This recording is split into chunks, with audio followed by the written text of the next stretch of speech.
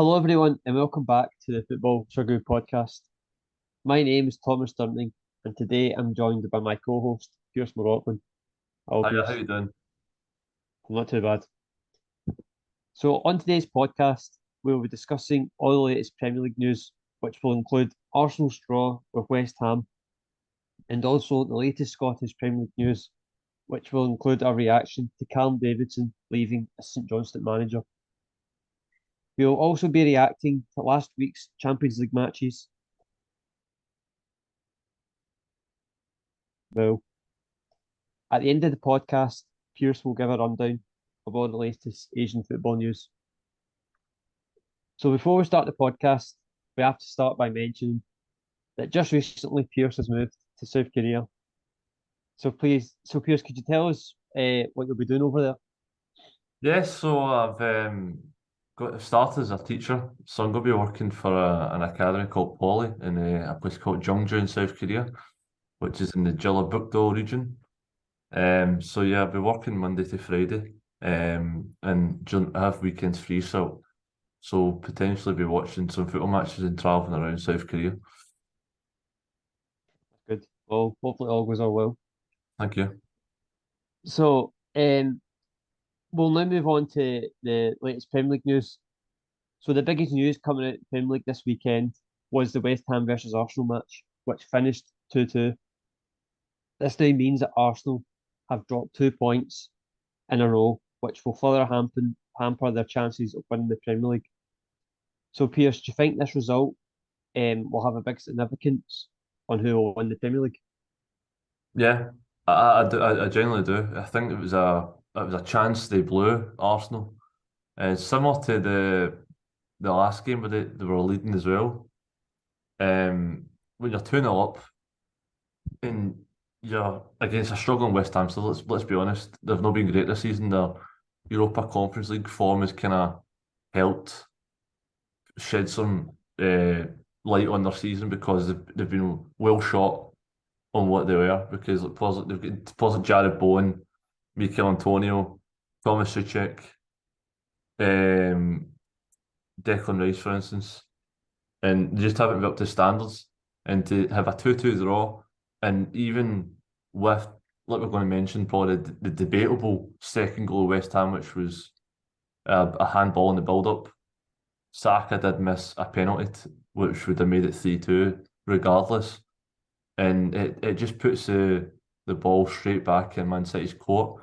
And with both of them facing each other very soon at Etihad, I just think it's in Man City. I think Man City are now in the driving seat. Yeah, so I've watched Arsenal's last two matches, and both matches have been so similar in terms of how it's gone. So the first 30 minutes of the Liverpool match and the West Ham match, Arsenal were amazing. They went 2-0 up. They looked like they were cruising and they were going to score even more goals and win comfortably in both of these matches. But I've noticed that they kind of have started getting complacent. Um, and then like the team like Liverpool and West Ham, like I've noticed that the more they grow confidence in the match, I've noticed the last couple of matches Arsenal kind of started doing things that they never really do. So for example, Arsenal are known for this high tempo passing get kind of football where they can tear teams apart, but they started doing things like hitting the ball up in the air, not really keeping the ball, just trying to get. They gave away the first goal against West Ham. They gave away. It was a really poor goal, and then just after that, the game changed, and it sort of went into West Ham's favour, where they looked like they were going to get back in the game, which it did. And then, as you said, Saka had the penalty, which, to be honest, when I was watching him, I just didn't really. I had a feeling he was going to miss, and then he did miss, and then I think it was about 2 minutes later, West Ham went up and scored the second goal. So, in terms of what that means, I mean, at this point in the season, it's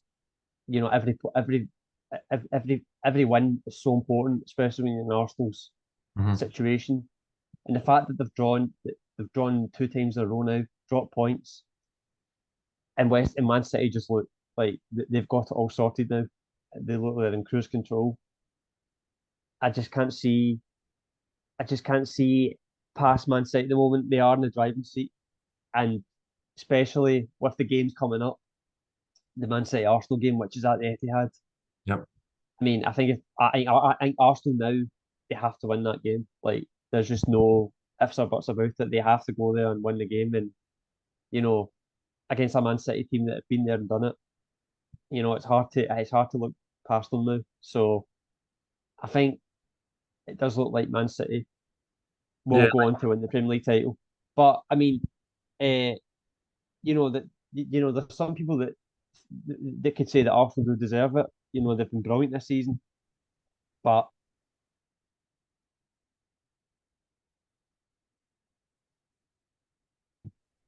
every single game from now until the end of the season, in my opinion, I think they can't afford to drop any more points. So that's where we are in the Premier League yeah, I at the think top of the it's table. a cup final every game, Arsenal. And for me, like you said, you touched on it perfectly. I think Arsenal are a young side; they're inexperienced, whereas Man City have been there, they've done it. They've won They've won five out of the last six Premier League titles. And when you've got players like De Bruyne and Haaland, if you make mistakes and get complacent and give away cheap goals, players that they too won't. They'll punish you. They only need one chance.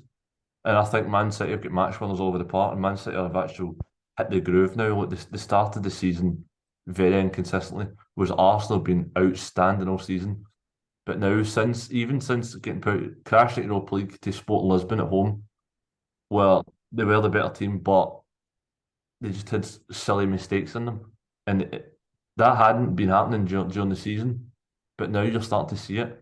Like Liverpool, Xhaka's incident where he gets the crowd going, that then they could have easily lost that game. And then West Ham, they're 2-0 up your cruise, like you said, first half an hour, they're outstanding football. And then they're just making silly mistakes they didn't make. And they're just, you just see they're panicking.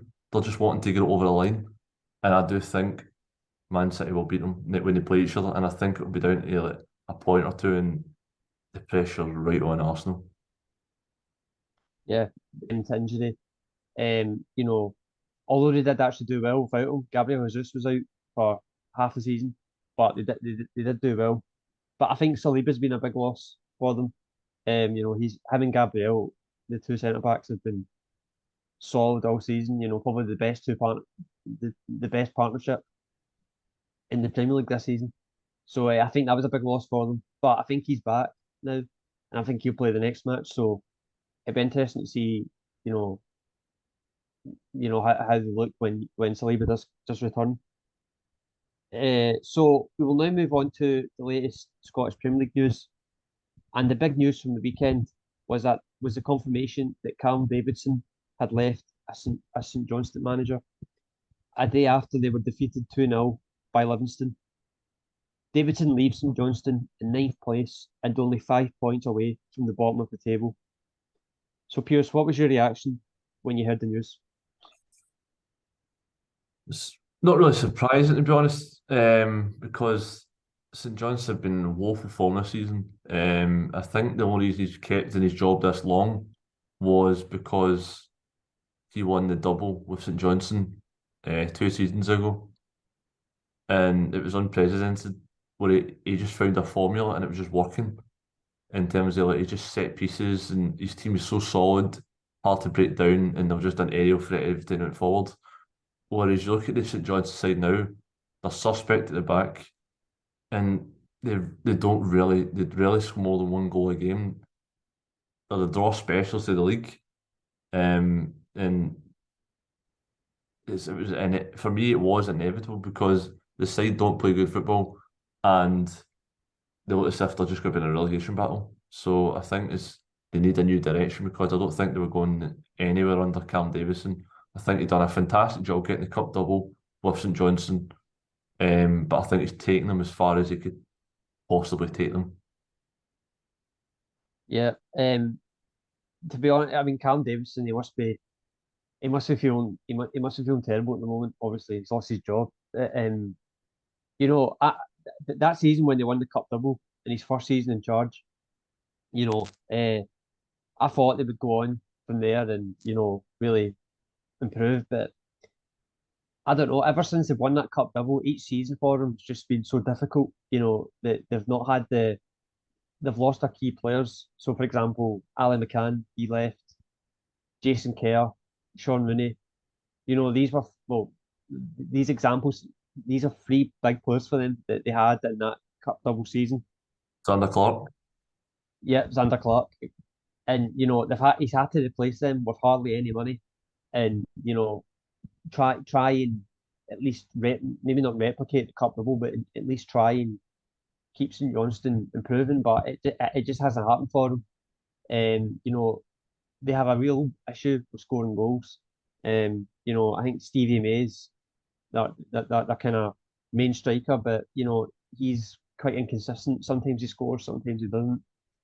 And the record with red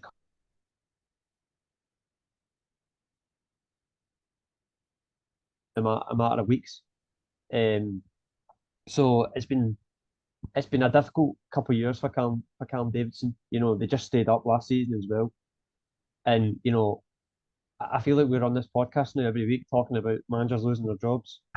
And it's just at that time now. It's just at that time now where you know, owners get really nervous because the drop off from going down a division in terms of losing money is so big that they can't. They're just desperate to stay up. So I do feel for Cam Davidson. And he should leave with his head held high. He's made history with St Johnstone. Yeah. So I was going to ask you obviously about the relegation battle. Now that St Johnstone are in it, it's very tight down there. So who do you think will go down? For me, I do think Dundee United. I just haven't seen enough from them all season. They did surprise me with a few results recently, beating Hibernian and stuff. But I just don't think they're good enough to stay in the division. I think like defensively they're suspect, and they don't play to like, their attacking strengths like players like Dylan Levitt or Stephen Fletcher. They're two fantastic players, and but they don't have a system. They're so easy to play against. And I would also I'm going to throw St Johnstone in the mix. I do think St Johnstone aren't out of it, although they're 5 points above 12th place Ross County. But I do think Ross County, with the signings in January, I do think they'll just avoid relegation. I think they maybe hit the playoff spot, um, or even get 10th, because players like Simon Murray coming in January, who was flying at Queen's Park this season, and scored a cracker a goal against St Johnstone last weekend. Um, yeah, no, and obviously even Brophy as well, who I think he's injured now, but I just think they're well organised, they're well drilled, and they gave like teams like Celtic and Rangers good games down to the wire. So no, if I was going to pick a team, I'd say Dundee United to finish rock bottom. Yep, I mean they've been down there all season. It's such a hard kind of it's such a hard thing to predict. I mean, in my opinion, I think Kilmarnock. I watched them at the weekend against Celtic, and although Celtic are head and shoulders the best team in the league, I just felt with Kilmarnock they just looked really poor. Um, I don't really see where they score their goals from. They've got a really bad away record, like a really bad one. Um, uh, and they've I just my main reason for Kilmarnock is that I don't think they score enough goals. They really do struggle to score goals. And if you don't have a good, I think they've got the worst away record in the league. So if you don't have a good away record, then it kind of means trouble. So in my opinion, I do think Kilmarnock, but I mean it's so hard. The splits coming in. So it'll be interesting to see who kind of picks up and who doesn't. So, um, So we'll then move on to reacting to last weekend's Champions League matches. So the first leg of the Champions League quarter-final matches was played last weekend, and these were the results. So Manchester City 3, Bayern Munich 0, Benfica 0, Inter Milan 2, Real Madrid 2, Chelsea 0, Napoli 0, AC Milan 1. So at the time of recording this, we're just a day after some of the games have been played. So we now know that the Champions League semi-finalists are Real Madrid and AC Milan. They both got through their ties. So we're now down to Benfica, Inter Milan, Man City, Bayern Munich for the last two places in the Champions League semi-final spots. So Pearse, uh, which result do you think was the most significant in the games that have in the ties that have already been played? Most significant, probably go Man City. Man City beating Bayern Munich. Because I did think, even though Thomas Tuchel's just in a job, he has got a thing with the Champions League. He done it with Chelsea. Um, but that's a massive win, and like they offered no attacking threat. I thought Bayern Munich, like they just didn't trouble Man City at all, and they didn't do enough defensively to stay in the tie. And I thought Diet and Upamecano was absolutely horrific. He just kept giving the ball away and just caused mistakes. And like we said earlier with Man City this season, they started to hit top gear now, and they're just ruthless. And I do think that's a statement win in terms of like, because let's be honest, like when you think of teams that are synonymous with the Champions League, you think Bayern Munich, Real Madrid, teams like that, or teams of that ilk. And I think Man City have done enough, and I think Man City will go to Munich and just defend the lead and even hit them on the break. And because let's be honest, Man City are quite frightening on the break when you've got players like De Bruyne, Bernardo Silva, Haaland, Mahrez, Jack Grealish. Nah, I do think that's them going through. I think that's a statement win in the first leg. Yeah, I've got to agree. I expected Man City to probably just win, but I didn't expect it to be 3-0. Bayern Munich are such a good side. And, it was quite weird as well because I watched that game and it didn't feel like a 3-0 game. Bayern Munich had their chances. They played really well in the match, but they made some big mistakes. For example, Upamecano, he made a really big mistake to cause one of the goals. So that no, I didn't expect it to be 3-0. And the game at the time of recording this, the game will be played in a few hours' time. The second leg at the Allianz Arena, and that's going to be. I mean, Man City have got such a good advantage, but Bayern Munich at home, they're capable. They're capable of doing something. They're such a good side. But I do think Man City will. I think they will hold on. I think they'll have their moments, Bayern Munich, but I think Man City, with that scoreline, I think, and especially they're capable of scoring. For example, you know. So uh, so as we already said, Real Madrid and AC Milan are already into the semi-final. So also that just leaves the Benfica Inter Milan match. So what do you think about that? Obviously Inter Milan are 2-0 up, playing at San Siro. So do you think? What do you think? Before the match, I called Benfica to go through. I thought they'd have won comfortably because I thought Inter Milan struggled against Porto in the previous round and they scraped it through.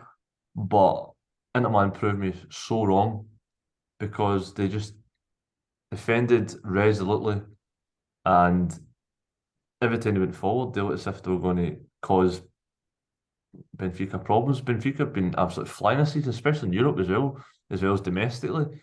They topped their group with PSG and Barcelona. And no, I think Inter Milan won 2-0, and it could have been more.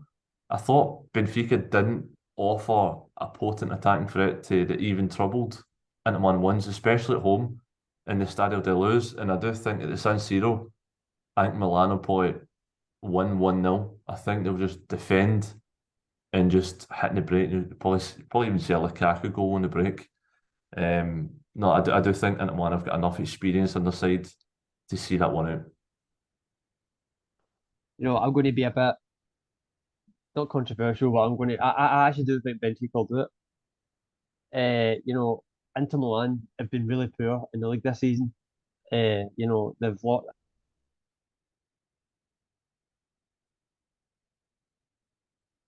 at San Siro, so they're not going into this game. Inter Milan with a win in the previous match. They are 2-0 up, but I don't know. I just think Benfica are more than capable of going there and getting 2 goals, because if Benfica score very early in the match, that game's right back. It's the game's on. Uh, so no, I do think I have a feeling Benfica will do it. I think they will end up.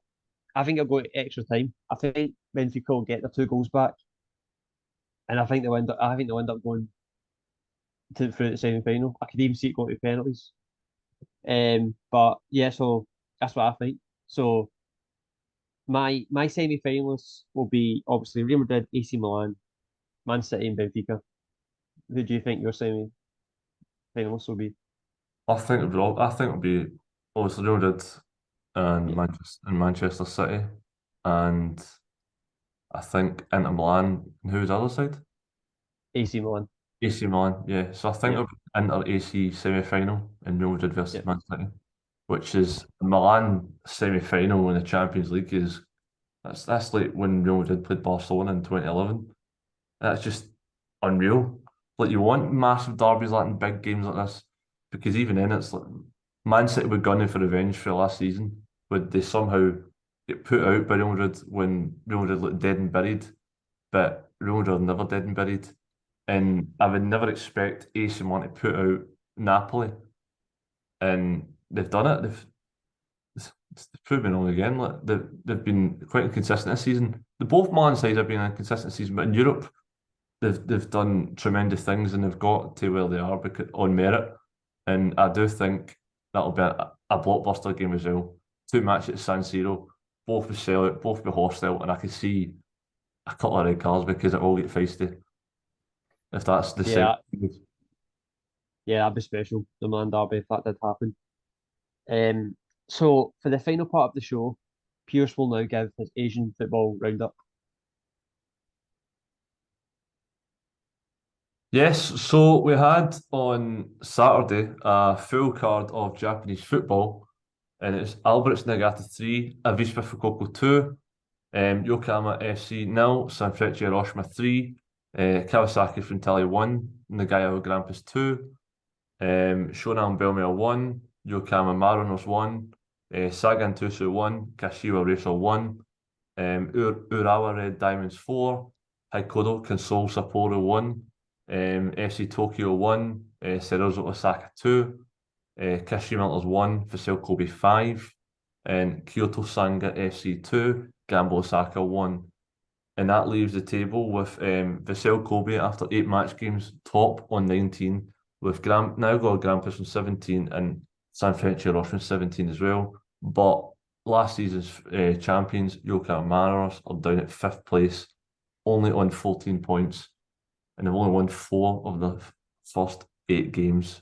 And with Yokohama FC, newly promoted side, sitting rock bottom on 2 points after 8 games and failing to win a single match so far. In terms of the Korean League, we played on Saturday, Suwon Blue Wings 2, Jeju United 3, Pohang Steelers 1, FC Seoul 1, Suwon FC 1, Jumbo FC 0. And on Sunday, the card was finished with Gangwon FC 0, Incheon United 2, Daejeon Citizen 2, Ulsan Hyundai 1, Daegu FC 3, Gwangju FC 4. And that is leaving the table with Ulsan Hyundai, last season champions, on 18, with Pohang and Daejeon behind them on 15 and 14. And the surprise package is Gwangju FC, who is newly promoted, sitting in 5th place on 12 points. And with Suwon Blue Wings rock bottom on 2 points, and them and Gangwon are the only 2 sides not to win a single game after 7 match days. And that's all your latest Asian football news. Thank you, Pearse. And thank you everyone for listening to this episode of the Football Chuggu Podcast. This podcast will be available to listen to on the Football Chuggu YouTube channel and also the Football Chuggu website. Thanks for listening and see you soon. See you later.